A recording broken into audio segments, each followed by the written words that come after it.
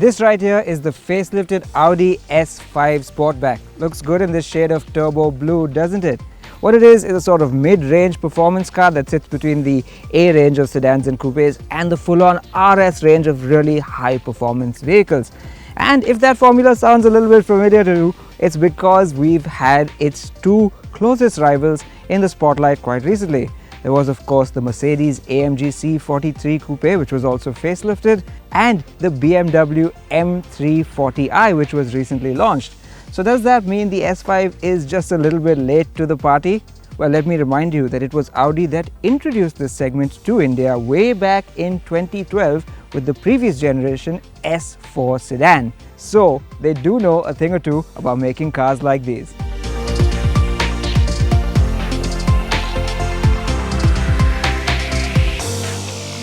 The S5 Sportback doesn't even need to turn a wheel before it starts to win you over, and that's because its stunning looks are one of its biggest draws.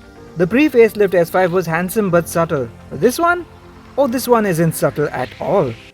Even if you don't choose the turbo blue paint shade, with a few small and inexpensive changes, Audi has managed to make this car so aggressive it almost looks like an RS5.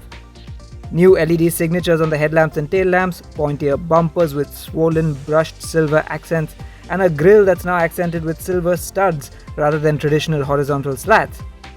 Then there are the aggressive looking set of 5-spoke 19-inch alloys, up a size from the 18 inches of before, which fill out the wheel arches nicely, and the S model's trademark silver wing mirrors and quad tailpipes.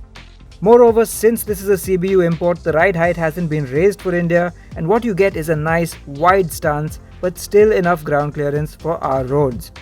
But what do you think about the S5's looks? Let us know in the comments section below and tell us if you'd pick it over its rivals, the AMG C43 and the BMW M340i. Oh, and as always, give us a like if you enjoyed this video and subscribe to Autocar India and click the bell to stay notified. Before we get moving, let's go check out the back seat because after all, this car is almost as much about everyday usability as it is performance.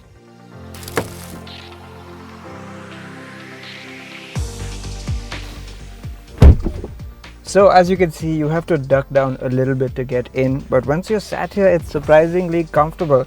Sure, headroom isn't quite as much as in a conventional sedan, but it's not too bad either. And legroom, well, there's loads of it. I'm under 5'8" and that's in my seating position. I will say that it's best for just two, both because of the way the seats are contoured and because of this high central tunnel, but you do at least get a separate climate zone for the back seat. A distinct advantage the S5 Sportback has over its rivals is its liftback or tailgate style boot opening. So while its 465-litre capacity may not sound like a lot, the way it's shaped gives you a lot more usable space. And with that, let's get moving so I can tell you more about what it's like inside. On to the changes in this S5 Sportback's interior, and let's start with the most obvious one. It's this new 10.1-inch touchscreen that sits proud of the dash here and gives you all the information you really want. Now this of course replaces the old Audi MMI interface, which used to be a smaller screen, but it also had a touchpad and a click wheel controller. It also uses Audi's new MMI touch software, which is really great, the ones they've taken from the A6 and the A8, but like in the A4, mercifully they haven't brought the second touchscreen down here, because that one we found quite distracting. Instead, what you get are nice physical knobs and dials for the AC controls. And these knobs with their knurled finish and tactile clicks are just superbly finished. In fact, quality, as always with Audi, is a highlight of this interior, and everything you can see or feel is put together just so well. Apart from that, there are a few new trims and materials in the cabin, and this of course being the S5, there are some sporty touches like this flat bottom S steering wheel, and I also really like this brushed aluminium effect on the dashboard and down here. The seats too, they are a nice set of sporty buckets and they are trimmed in this very nice Alcantara and leather combination. You can have them in this grey or in black. There's a long list of standard equipment and a few options as well. So let's take a look at the equipment on the Audi S5 right now. The S5's standard equipment list is pretty generous with the likes of Apple CarPlay and Android Auto, a digital instrument cluster, adaptive LED headlamps, a sunroof and 3-zone climate control. But one thing unusually missing is a wireless phone charger.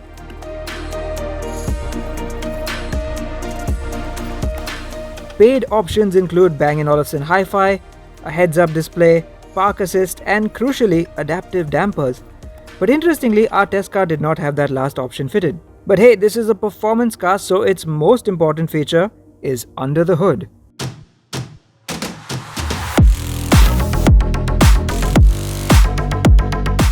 What hasn't changed at all really is the engine. It's still a 3-litre V6 turbo petrol engine and it makes 354 horsepower and 500 Newton meters of torque.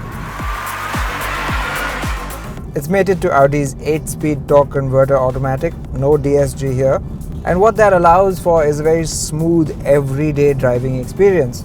For instance, now in comfort mode, it is very relaxing to drive, very quiet and very refined.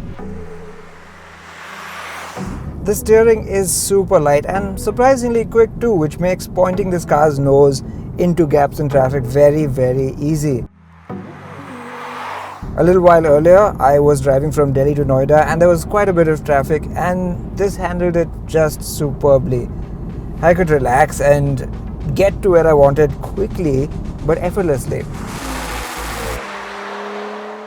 It even rides quite well on these 19-inch wheels. That's made more impressive by the fact that our car doesn't have the adaptive dampers fitted to it. So what the S5 does then is really make a case for itself as an everyday usable performance luxury sedan with all the comfort, luxury and tech you'd want. But if you put it into dynamic mode, it wakes up the powertrain, holds the revs a little bit higher and puts the gearbox on high alert. It also opens up the sport exhaust. And as you can see, it's a little bit louder now. I have to say though, it's not the most pleasant sound. It's loud, it's aggressive and it gets you in the mood, that's for sure. But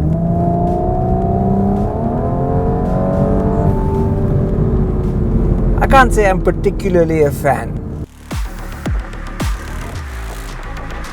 Whatever you think of the noise though, there is no denying one thing. This is a quick car. With 0 to 100 dispatched in a claimed 4.8 seconds. But it's also about the way it feels. The immediacy of the throttle response in dynamic mode is what's really impressive, and that's been a hallmark of Audi's turbocharged engines for years now. In fact, to get a better idea of what that feels like, I found an abandoned side road and thought I'd try my hand at launching it. Audi says the S5 Sportback will do 0 to 100 in 4.8 seconds. Now I don't have our V-Box testing gear to verify that today, but let me just see what that feels like.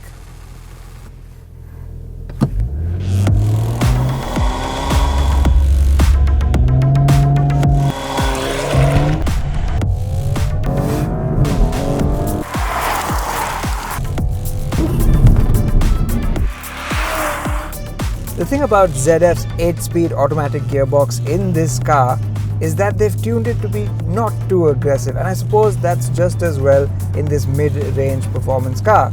We've seen it in other vehicles where it's possible when you really stamp on it for it to give you a nice kick in the back of the head, but not here. Here, even in the most dynamic mode, its shifts are very, very smooth. But still very, very quick. Straight line launches can only impress you so much though. What also matters in a sports sedan is how it handles. The S5 is of course equipped with Audi Quattro all-wheel drive, which Audi says sends 60% of the power to the rear at all times. But let's just say it doesn't feel as rear biased as either the C43 or the M340i do. Those are clearly rear biased all-wheel drive systems in those cars, and this one does feel a little bit understeery in comparison to them. But don't write it off as a result of that, because this is still a very, very sharp handling car. Okay, the steering is not the best. It's got enough weight in dynamic mode but not a whole lot of feel, but it is at least weighty enough and it'll give you a lot of confidence while pushing hard through a bend. Also inspiring that confidence is the Quattro system itself, which really gives you leech-like grip when you're cornering hard and fast. So yes, the Audi S5 does play its role of a dual nature sporty sedan quite well, but let's just say it errs more to the comfortable, easygoing side.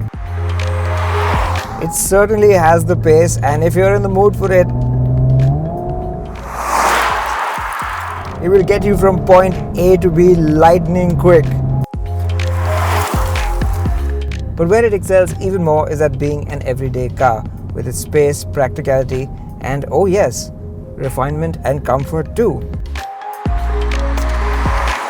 What Audi recognizes is that for a customer of a car like this, more often than not, they're going to be putting it in comfort mode and just pootling along. And for the occasional off chance that they want to go faster, there's that option as well. Now for the elephant in the room, its recently launched rival, the BMW M340i. The Beamer's CKD local assembly makes it a full 16 lakh rupees cheaper than the CBU imported S5. The Audi costs 79.06 lakh ex-showroom, and that's not easy to overlook. But don't write it off just yet, because it still packs in plenty of performance and its usability will be a big draw for many. It's also well equipped and superbly built. But perhaps its biggest standout quality is its stunning looks, and because it doesn't have a lesser A5 counterpart in the range, it won't be mistaken for anything else. And for many, that alone will be enough to pick the S5 Sportback.